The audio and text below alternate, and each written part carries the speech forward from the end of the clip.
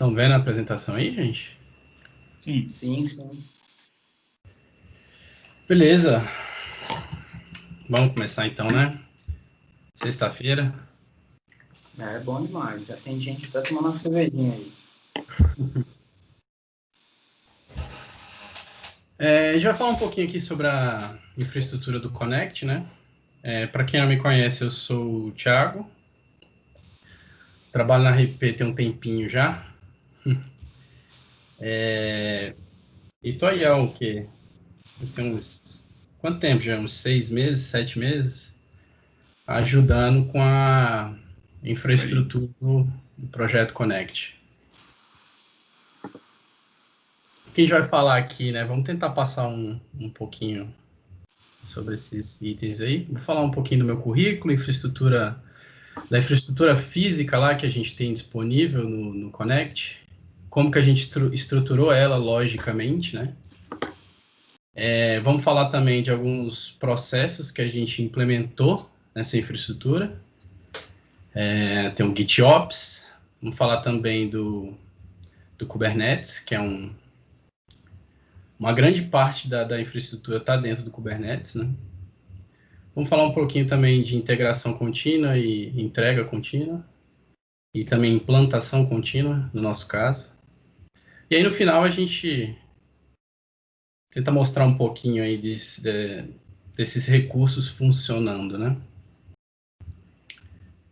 Eu sou formado em engenharia de computação, tenho um pós em segurança de redes, mas, assim, o meu forte sempre foi sistema operacional Linux. Eu trabalhei muito tempo com isso, né? Então, já tem mais de 12 anos que eu trabalho na área de infraestrutura, já mexi com servidores Linux, já mexi com Windows também, mas minha praia é mais Linux. Já trabalhei muito com ativos de segurança também, então Firewall, detector e preventor de intrusão, gateway seguro de e-mail, já mexi com virtualização, com redes, armazenamento. O pessoal que trabalha com infra é meio assim, né? É meio que obrigado a saber de tudo um pouco, né? E aí, nos últimos 3 anos, eu tenho me aventurado em novas tecnologias, né? Então, são elas a nuvem pública. Então, a gente tem até um piloto em outro projeto nosso que a gente vai migrar um portal inteiro para a nuvem pública, né? E também em Kubernetes, que a gente vai ver aí como é que foi implementado no caso do Connect. A infraestrutura física do Connect, ela está hoje no data center da RNP lá em Recife. A RNP ela tem, além dos POPs, né, os pontos de presença, ela tem três data centers, né? Um em Brasília, um em Recife e um em Manaus. O Connect está no data center de Recife. O virtualizador deles lá, o Hypervisor, eles estão usando o VMware vSphere, versão 6.0. O projeto do Connect está disponibilizado, né? As nossas VMs, elas ficam dentro de um pool com 8 servidores físicos. Toda a rede lá é 10 gigabit. E nós temos um espaço no storage lá de 2 teras para a gente armazenar nossos dados. Falando um pouquinho da infraestrutura lógica, como que a gente montou, né, essa infraestrutura. Nós temos 2 bancos de dados em PostgreSQL, um de produção e um de homologação. Nós temos 2 load balancers, estão em HA, né, então fica um em hot standby, se um cai o outro assume.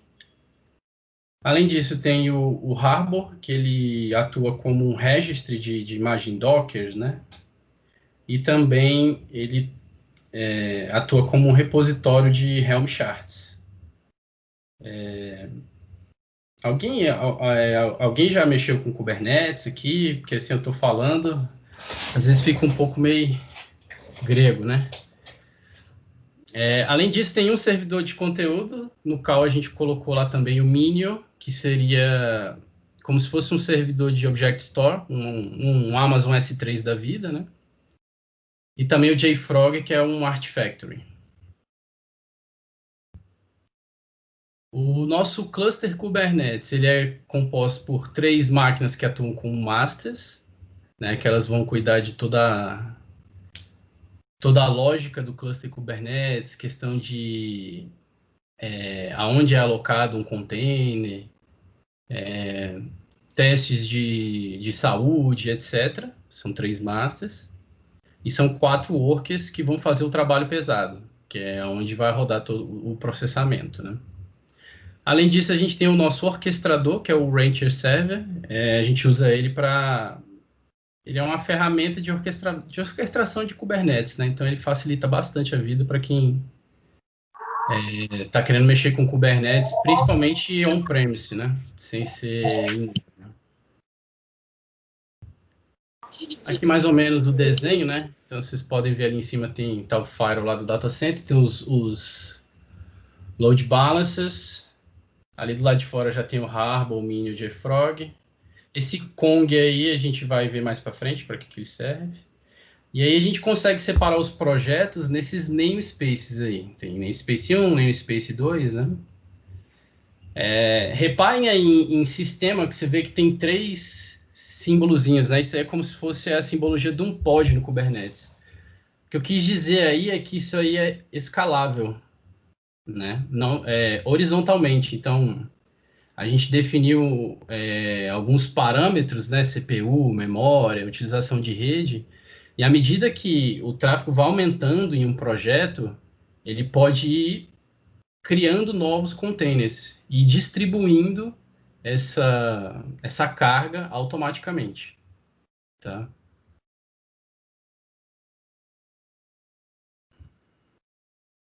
Falar um pouquinho do conceito de GitOps, né? Isso a gente usou para subir toda a infraestrutura de Kubernetes. É uma infraestrutura criada de forma automatizada, ela vai ser toda... uma vez que você executa o pipeline, ele vai criar o cluster no Rancher, subir os nós, conectar tudo e fazer tudo de forma automatizada. A linguagem que a gente usa é uma linguagem declarativa, então você fala, eu quero tantos nós de master, eu quero tantos nós worker, eu quero que cada nó tenha tantas CPUs, tanto de memória, etc. Todas as alterações, elas necessariamente passam pelo Git. Por que que isso é interessante? Porque você tem todo o versionamento da sua infraestrutura. Você sabe todas as modificações que foram feitas, quem fez, quando fez.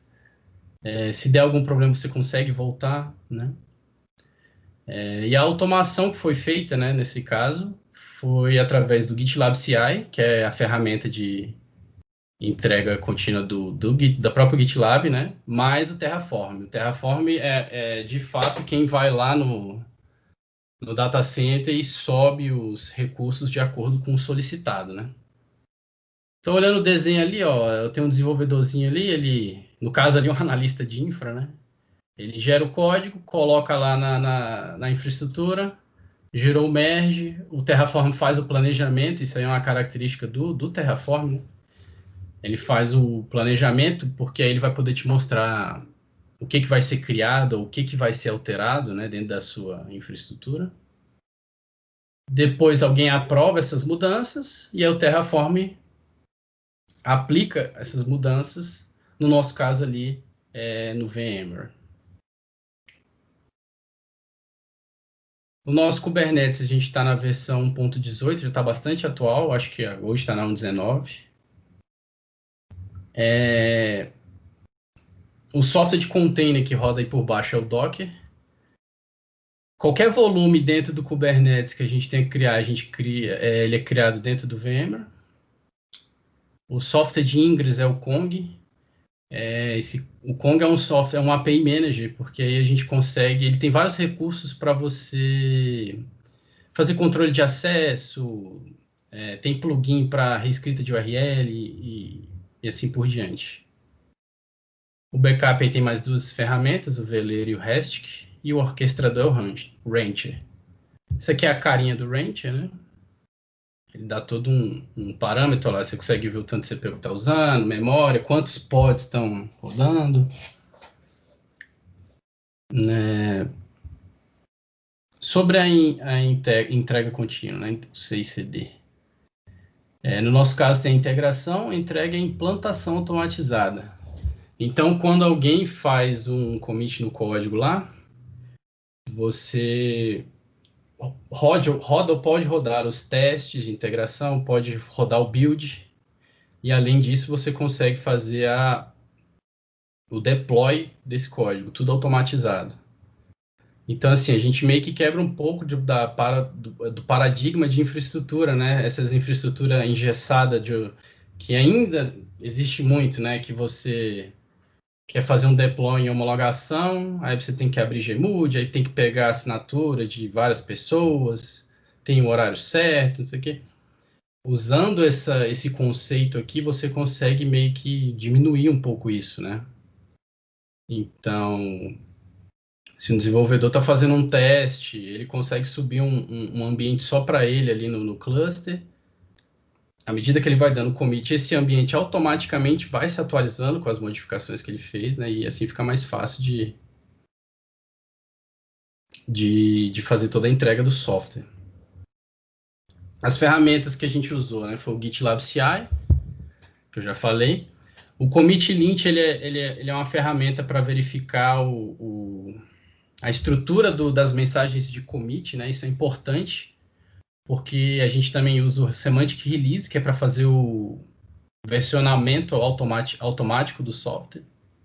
Então, dependendo do tipo de commit que você vai dando, ele incrementa automaticamente a versão, né? Então, toda a entrega e o versionamento é automático. Para fazer o build da imagem doc, a gente usa o Canico. E para fazer o deploy no cluster Kubernetes, a gente usa a ferramenta Helm. Certo? Então, aí está a imagem ali embaixo, né? Tem um código, quando você faz o commit, ele faz o build, faz testes de integração. Tudo isso é feito no GitLab mais vulcânico, ali embaixo. Depois disso, vai para a parte de review, que é onde o desenvolvedor pode testar, pode colocar na homologação, e esse ambiente pode ir para a produção. Quais são as duas ferramentas que estão sendo utilizadas nesse momento? É o GitLab e o Helm. Certo? Vamos mostrar um pouquinho aqui, né?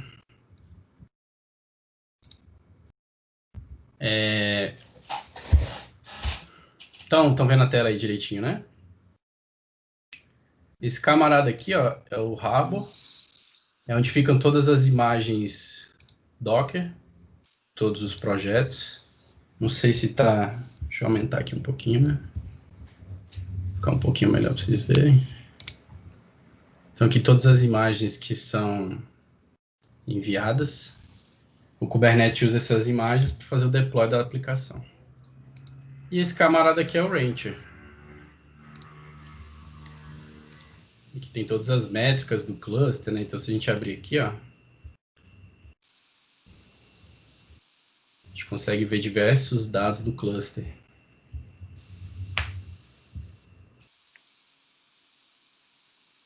Aqui consegue ver uso de CPU, memória, consegue analisar os próprios deployments dentro do cluster, os pods que estão rodando, e assim por diante, né? Aqui vamos pegar um projeto só para ter uma ideia. Ó, isso aqui é um dos softwares que a gente já migrou para esse novo cluster, que é o expositor. Está rodando em um dos nós aqui. Então, eu posso simplesmente... eu quero... nesse caso aqui, a gente ainda não colocou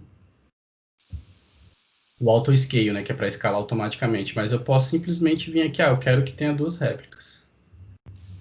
Aí ele vai puxar a imagem lá no Harbor, né, que é o registry, e vai subir essa nova imagem em um outro nó. Então, assim, escalar essa aplicação é um simples clique. Mas, além disso, eu consigo colocar parâmetros para ele escalar isso automaticamente. À medida que ele for vendo que o uso de CPU total, né, entre os containers que estão rodando está muito alto, o uso de memória ele pode ir escalando novas versões. certo?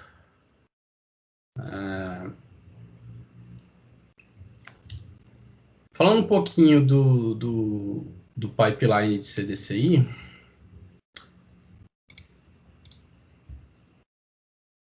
na verdade, deixa eu mostrar o GitOps primeiro.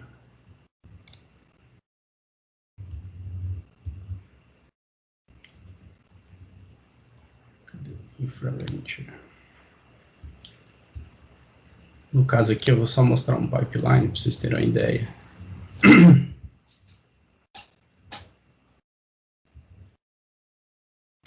Ó, por exemplo, quando a gente foi fazer o deploy, ele roda todas essas tarefas aqui. Ele valida as configurações. Deixa eu aumentar aqui. Ele valida as configurações, depois faz o planejamento, né? E aqui no planejamento, ó, o Terraform mostra tudo que ele vai fazer, ó. Tá vendo? Assim, tá certo que ele detalha bastante, né? Então, ele fala, ó, vou criar uma máquina do tipo master, vai colocar nessa pasta lá no VMware, né? Então, quando você faz qualquer modificação nesse... Oi? Tiago, então só para entender, a gente agora, em vez de ter só... antigamente a gente estava com pipeline apenas para o software, agora a gente tem pipeline para infra também? A gente tem pipeline para infra também. Especificamente para o Kubernetes, né, a gente está usando. Mas assim, isso aqui pode ser aplicado para subir banco de dados, para subir outros softwares. Mas a gente usou mais para o Kubernetes, porque como o Kubernetes é um pouquinho mais complicado de subir, a gente quis automatizar. Então aqui ele cria um cluster lá no Rancher, então ele vem aqui no Rancher e cria um novo cluster. Tá vendo? Esse cluster, deixa eu ver aqui, o global. Esse cluster aqui, ó, quem criou foi o próprio Terraform. Ele criou esse cara. E ele ativa monitoramento, ativa tudo que tem que ativar, cria os nós master, né? Então, por exemplo, eu tenho hoje 4 nós workers, eu quero aumentar para 5, né? Como é que eu faço? Essa é a questão de você vir no código, né? Então, agora a infraestrutura, ela é como código também. Então, deixa eu abrir aqui o projeto. E o código é o que? Assembler? O código? Sim. Está em Assembler? Não, ele é... Ups. É o código do próprio Terraform. Eu esqueci qual que é a linguagem que eles usam. Acho que é HCL a linguagem que eles usam. Tá, não, de boa. É só curiosidade mesmo. Aham. Só outro ponto aí que tem que vale salientar, né? Que o próprio... É a possibilidade também de você ter os níveis atuais do código, né, Tiago? Aí você pode dizer, armazenar isso, que quando eu quiser subir um novo nó, alguma coisa, ele pega o estado, né? Roda aquele ali e vê só a diferença, né? Isso, eu posso mostrar também. É porque o Terraform, como que ele funciona, né? Ele, depois que ele aplica as configurações, ele tem um arquivo de estado, no qual ele salva como é que ficou a última vez que ele mexeu, né? Então ele sabe o que está lá rodando. Isso aí a gente salva no Minion, que é aquele software como se fosse o S3 que eu falei. Eu posso até abrir ele aqui daqui a pouco. Deixa eu pegar o projeto aqui.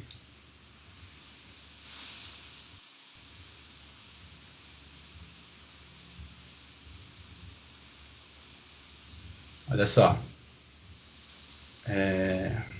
Então aqui tem todo o código que isso aqui é a linguagem dele, né? Você define, né? Os parâmetros dele.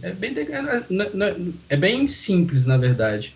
Ele é bem declarativo. Eu quero isso, aí eu quero aquilo, e aí o Terraform vai em conta de realizar as mudanças. Mas, por exemplo, aqui, ó, tem aqui eu seto os parâmetros, né? Então, por exemplo, Worker Node Count, ó, tem 4. Não, Thiago, a gente quer escalar para mais um nó nessa infraestrutura. Só mudar aqui para 5 e aplicar. Ele vai subir. Não, eu quero que o work, em vez de ter 6 vCPU, eu quero que tenha 8. Edita aqui e aplica. Ele vai lá e vai atualizar aquela infraestrutura. Então, não tem mais aquilo de eu ter que ir lá no VMware, aí, né, para a máquina, aumenta a memória, aumenta a vCPU, sobe de novo. Isso aí tudo é feito automaticamente pelo Terraform. Parte de configurar IP, configurar gateway, configurar rede, isso é tudo automatizado. Ele vai subir a VM, ele vai entrar lá na máquina virtual, vai configurar a rede, se tiver que instalar algum pacote, ele vai instalar. No caso aqui, ele instala o Docker e aí se conecta no Ranch para poder montar o cluster. Ele vai fazendo isso tudo automaticamente. Então aqui você seta tudo, você seta a memória, você seta o disco, né? Você seta a rede, isso tudo. Aplicou aqui, ele vai para aquele pipeline lá, né? Que eu mostrei aqui para vocês. Deixa eu voltar lá. São todos esses estágios aqui. A deploy ele passa.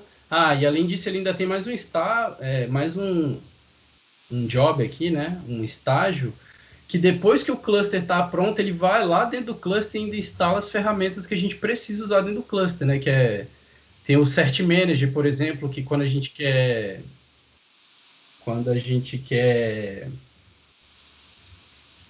gerar certificado automaticamente e tal, ele faz. Eu acho que eu recebi uma pergunta aqui, deixa eu ver.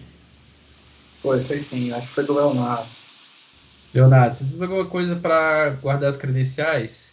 Ainda não, isso aí tá nos nossos planos, né? Hoje a gente guarda os ambientes tudo em config maps e secrets, né? O secret é só a senha com base 64, né?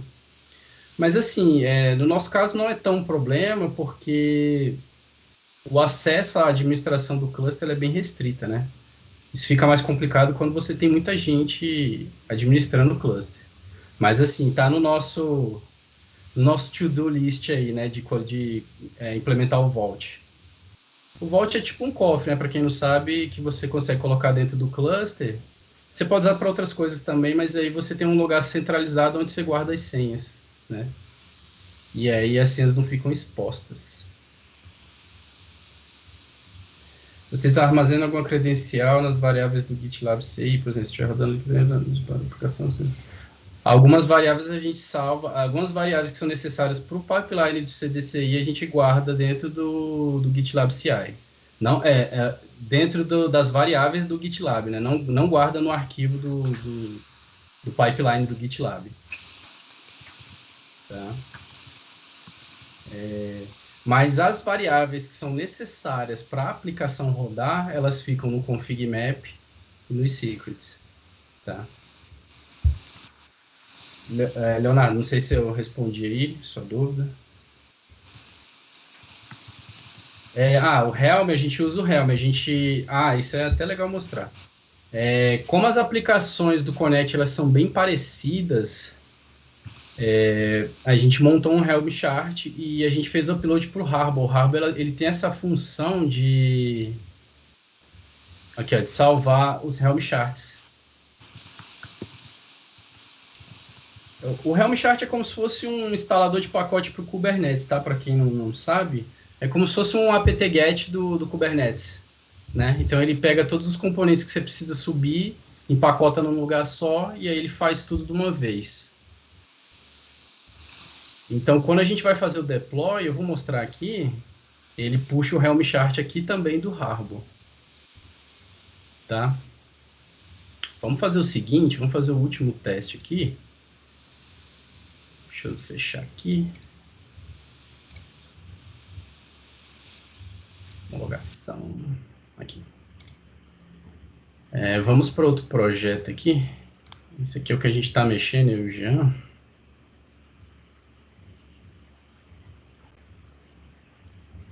Na Develop. Deixa eu abrir ele aqui no...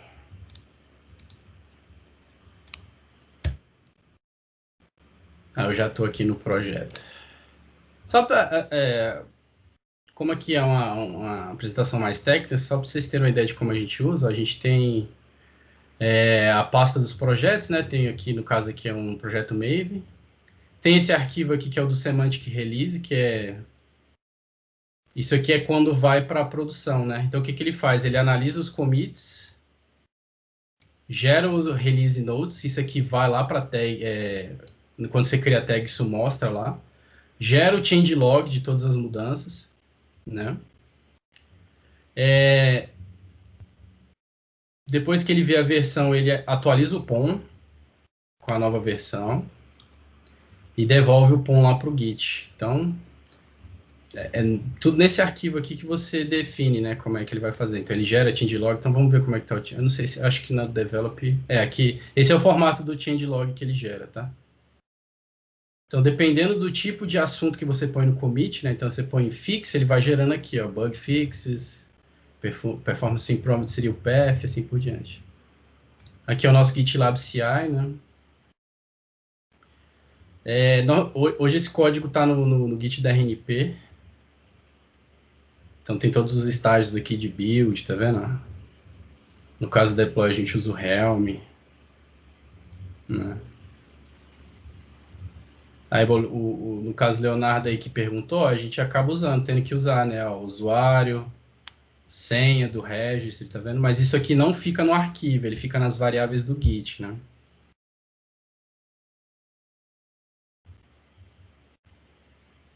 E além disso tem a pasta DevOps, que aí a gente tem alguns, dependendo da branch, você tem alguns parâmetros para setar. Qual que é o secret que a aplicação vai usar, qual que é o config map que ele tem que usar, qual namespace que eu vou colocar, né? E além disso tem o Dockerfile. Certo? Vamos fazer um teste aqui só para vocês verem o pipeline rodando. Acho que eu vou mexer aqui só no README. O README que o Jean escreveu bastante, tá com bastante detalhe aqui, o README. Projeto. Não conhece o projeto aí, rapaz. Então, vou fazer um teste aqui, eu vou comitar esse arquivo aqui, só pra gente ver o pipeline rodando. Eu não escrevi 8 caracteres, Thiago. Tá bom demais, mano. Ainda escrevi 8 caracteres. Meu recorde, eu acho. Vocês estão conseguindo ver aqui, ó, a mensagem de commit normalmente ela tem que seguir esse formato aqui. A gente tem que atualizar o wiki, ainda não está pronta isso. Mas dependendo do tipo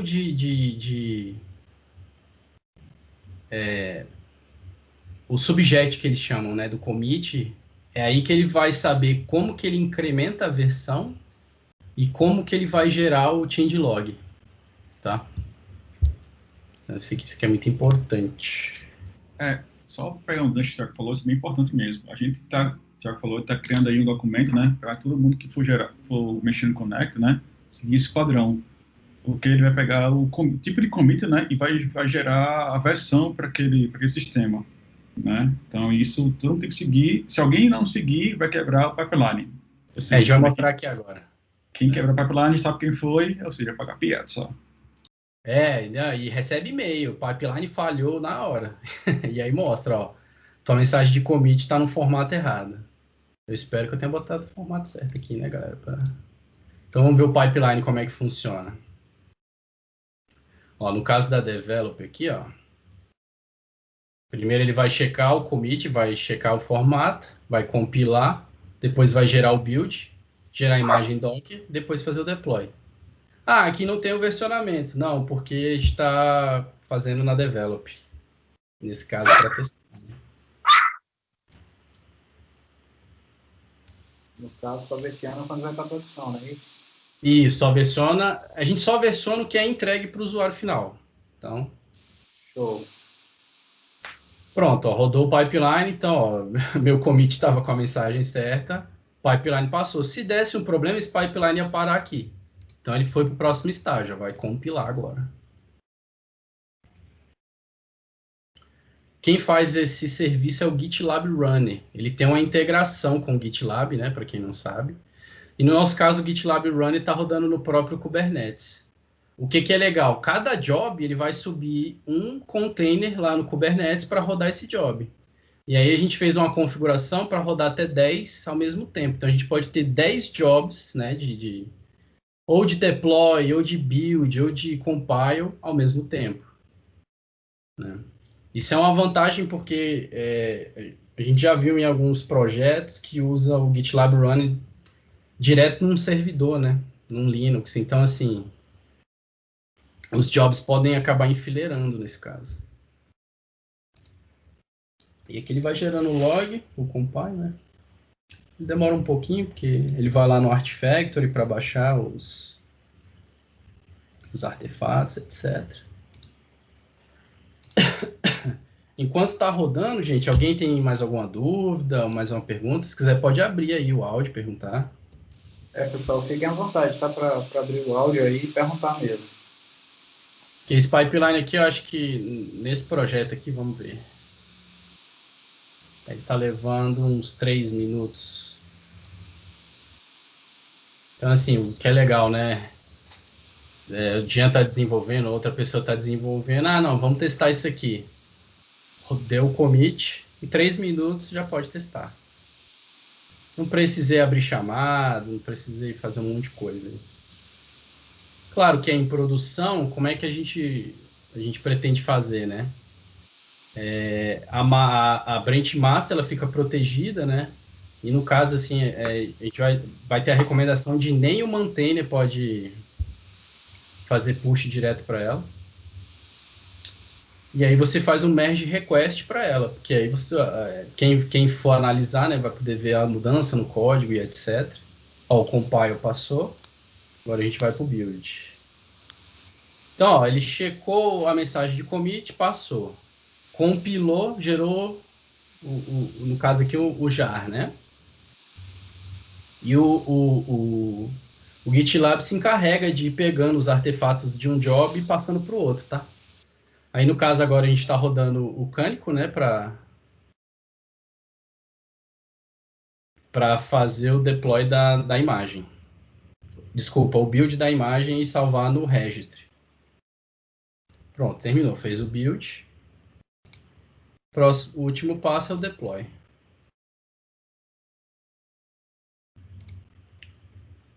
Então, no caso, ó, se a gente ver aqui, vamos ver aqui, ó. Tá rodando as duas aqui, né? Ó, um tá rodando a 7 horas e o outro a 18 minutos. Vamos ver se isso aqui muda.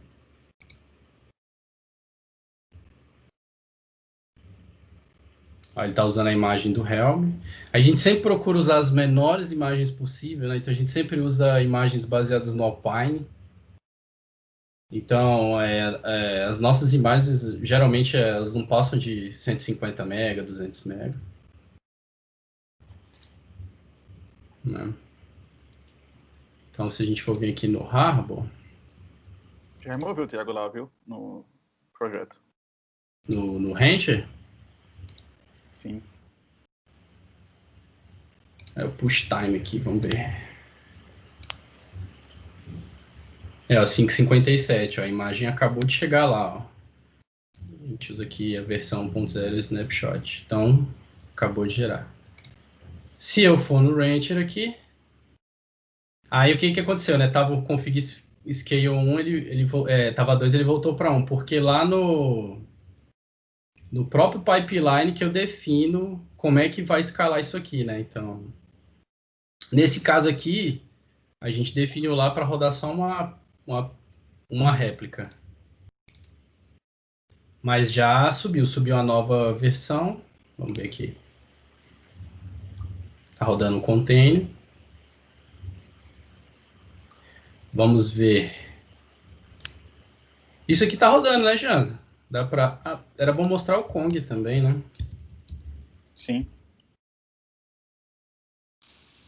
Como é que as aplicações... Oi, pode falar. O Leonardo está perguntando se a gente tá usando o Istio. Não estamos usando o Istio ainda.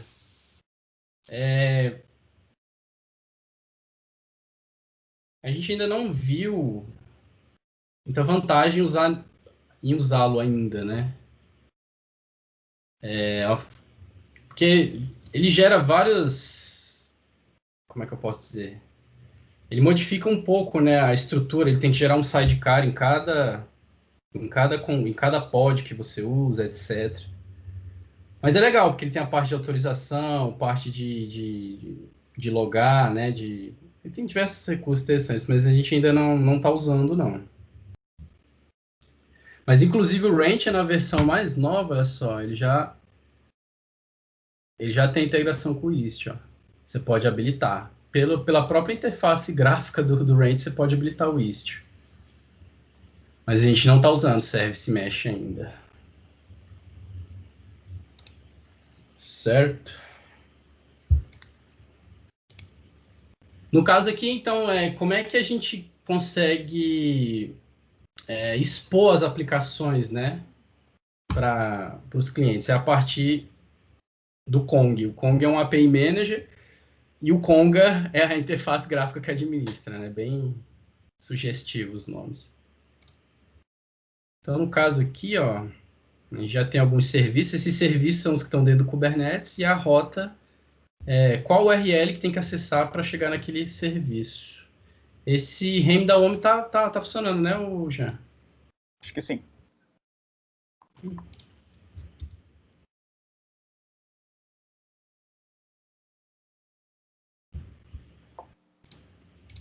É porque está em homologação, o certificado ainda não foi aplicado, né? Teve que gerar novamente os certificados. Essa aplicação, ela está rodando lá dentro do Rancher. É justamente essa aqui, né? Essa expositor develop aqui. Rodando no nó 4. E tem as métricas desse deployment também, né? Aqui no Grafana. O que eu acho mais interessante do Rancher é isso. Ele já vem... ele já implementa para você, por padrão, todas essas features de monitoramento, né? É bem mais fácil de administrar um cluster Kubernetes através deles. Tanto instalar como administrar, né? Facilita bastante. A gente gosta muito de usá-lo.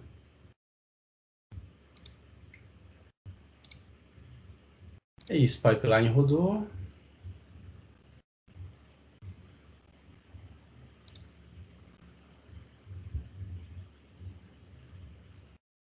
Vamos fechar aqui.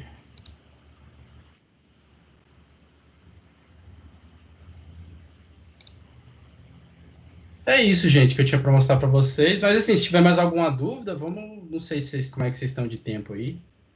Deixa eu ver aqui o Leonardo. Começamos o serviço.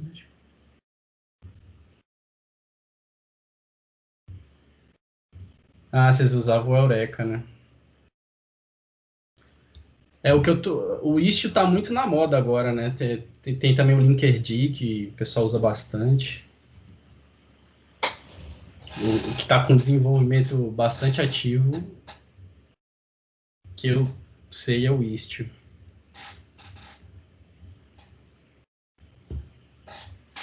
Só um ponto aí, só para deixar ciente, né, Thiago? Tem o workload, né? Tem o padrão, né? Tem o service discovery, né? E load bus, né? Padrão. Uhum. A gente não tá... Só para o pessoal, a gente não usa o load balance, né? Porque aqui no Ranch, né, o load balance é como se fosse o Ingress, né? O Ingress que vem por padrão no Ranch é o do Nginx, né? Que é o mais famoso, que é o que vem para no Kubernetes. Mas a gente optou por usar o Kong porque ele tem essa questão de plugins, né? Você tem, por exemplo, tem diversos plugins aqui. Então, por exemplo, posso vir numa rota aqui. Vocês ainda estão vendo minha tela, né? Sim. Sim, que Olha só, você tem diversos plugins que você pode aplicar, tá vendo? Segurança, pode fazer rate limit, né? Dá para fazer isso no Ingress do Nginx? Dá, mas é mais complicado. Aqui não, eu venho aqui pela interface, vou adicionando o plugin, vou configurando, é mais simples, né? Então, assim, ele continua aqui, né, no Ranch, o Ingress, mas a gente não usa essa área porque a gente optou por usar o Kong. Então, meio que o Ingress do nosso cluster é o API Manager.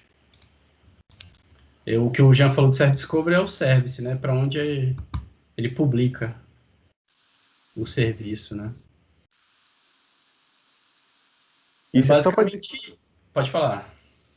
É só interessante falar isso, né? Só para falar mesmo, só para um motivo, né? Para a gente mostrar que é possível, né, ter um Ingress além do que ele fornece, né? Ou ter um outro Ingress para dar de serviço, né? É possível também ter os dois. Sim, você pode deixar os dois em paralelo, e aí o que vai definir qual Ingress que você vai usar é a classe que você seta lá no arquivo, né? Tem um arquivo que você seta, você pode falar lá qual que é a classe, né? Normalmente a padrão, a classe é Nginx, mas você pode botar lá na classe Kong. Assim como no nosso caso, a gente pode vir aqui na interface e criar o Ingress aqui na mão, né? Dá para fazer também. Quem mais falou? O Carlos, nossa, estou iniciando o estudo de Kubernetes, muita coisa. Muda bastante, né? Começou muito com essa parte de container, né, que facilita muito a vida, essa questão de portabilidade, de aplicação, né? Só que aí viu-se a necessidade de ter um orquestrador, né, robusto. E aí começou o Kubernetes, né, o Google liberou o código e o pessoal começou a desenvolver. E a comunidade de Kubernetes é muito ativa. Mas, assim, muda muito, né? No caso aqui do Connect, a gente já está criando aplicações cloud ready, né? Que é já pronta para rodar em Kubernetes, né? Mas tem também aqueles desafios que as pessoas que tem muita empresa tá fazendo, é você pegar uma aplicação que ela é monolítica, né? E você sair quebrando ela, né, em vários outros componentes, porque a ideia do Kubernetes é você quebrar em microserviços mesmo. Mas, assim, questão de escalabilidade, de alta disponibilidade, é fantástico, né? Mais alguma dúvida, pessoal? Eu tenho, Thiago. Pode falar. Brincadeira. Foi só legal, só para completar. Só para completar a ideia aqui, é que só para sair um pouquinho da caixinha, né, a ideia, né? A gente criou o CDCI, né, para código, né? Nosso sistema já faz o CDCI, e agora também nossa infraestrutura também faz CDCI, né? Então, assim, a ideia é mostrar de fato que há essa possibilidade, né? Há se pensar fora da caixa, né? O Thiago mostrou aí que a gente consegue fazer nossa infraestrutura, né? Ela consiga evoluir, né? Consiga ela ser manipulada, né? Através dessa prática, né?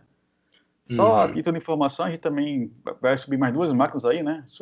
Pegou hoje, né? A confirmação disso. Descobriu hoje.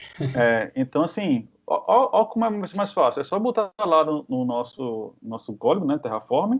Pronto, subir 2 máquinas novas, né? Então, assim, não preciso lá botar a mão, instalar, baixar apt-get, enfim, dar um APK lá, o que quiser, né? Só atualiza e segue o jogo. É uma boa prática para uso. E o legal também é que agora a gente tem que subir uma infra na Azure. Beleza, a gente faz algumas modificações ali no módulo, consegue fazer a implementação do mesmo jeito. Agora é Google Cloud. Algumas modificações nos módulos aí, você sobe a mesma infraestrutura no Google Cloud. AWS e assim por diante. OpenStack. Então, você faz IBM Cloud, Huawei Cloud, você consegue... o Terraform ele tem módulos para todos esses provedores, né? Então, assim, o legal do GitOps é isso, que você mantém toda a configuração de infra no Git, versionada, você sabe o que está rodando, né? Quem modificou, né? É bem interessante.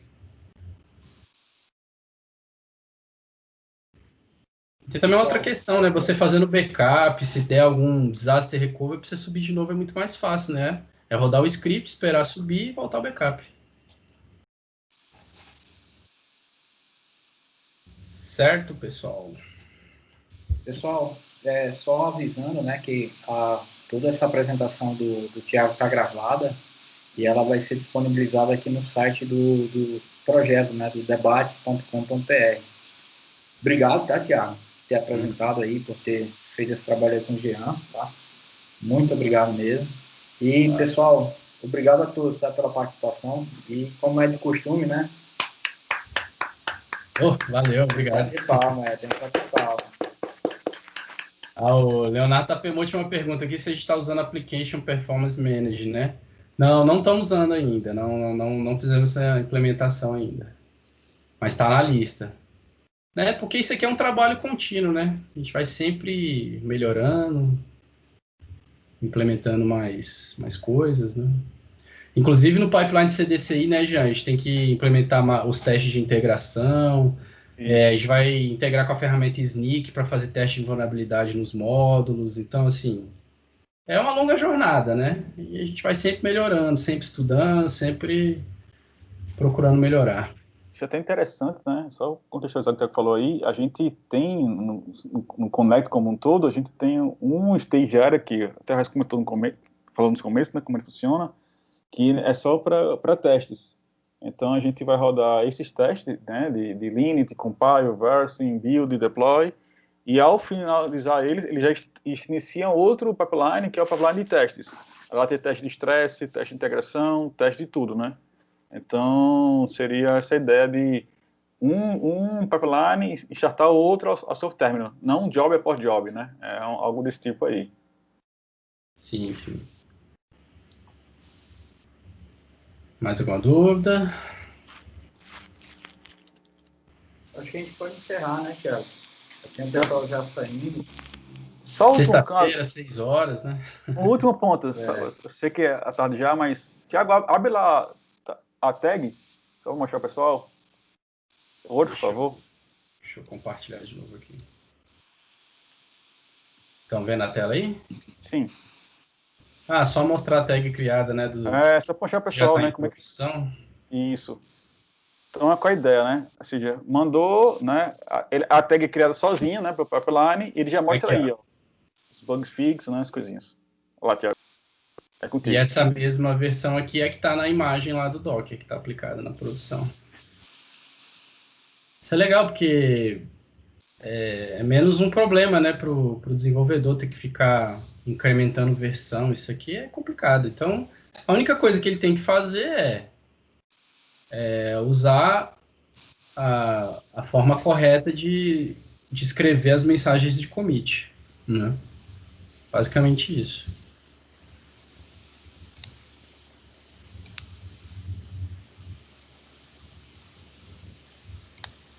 Acho que é isso, pessoal. Agora sim.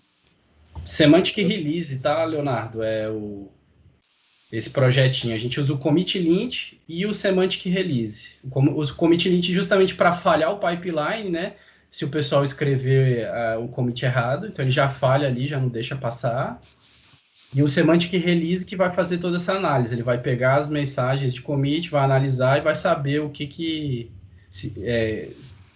qual o valor ali da versão tem que incrementar.